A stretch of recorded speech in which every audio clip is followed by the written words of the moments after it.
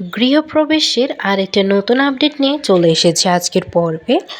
আজকে সবাই শুভকে আজকে ব্র্যাভো দিবে, কারণ শুভ অনেক কাজ করে ফেলেছে। শুভ পর্দাফাঁস করেছে মোহনার এবং আদিকেও ঠিক পথে এনেছে।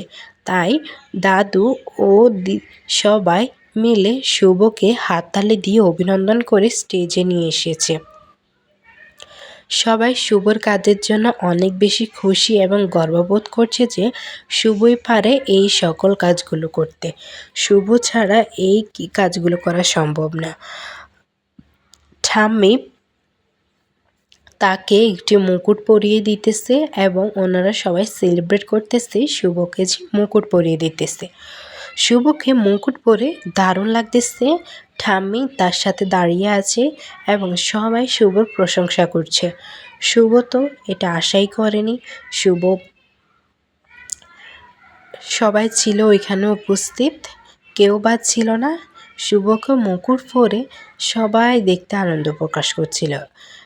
সে অনেক কাজ করেছে। শুভ মেয়েটি একটি ভালো মেয়ে, সবাই এটা নিয়ে হাততালি দিচ্ছে। তখন ওনাকে একটি ব্যাচ পরিয়ে দিচ্ছিল ঠাম্মি সব কিছু করেছে শুভকে, কারণ আদি ওইখানে উপস্থিত ছিল না।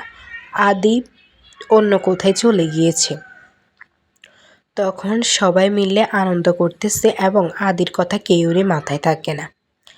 তখনই শুভ খেয়াল করে যে আদি নাই এখানে। তাই সবাই আদিকে খুঁজতে বের হয়েছে। আদিকে খুঁজে পাচ্ছে না। শুভ অনেক বেশি চিন্তিত হয়ে পড়ে এবং বলে যে আদি কোথায় গিয়েছে। আসলে আদি তো এখানে নেই, আদি চলে গিয়েছে আরও আগে। তো কেমন লেগেছে গৃহপ্রবেশের আপডেট? নতুন আপডেট নিয়ে আবার আসবো।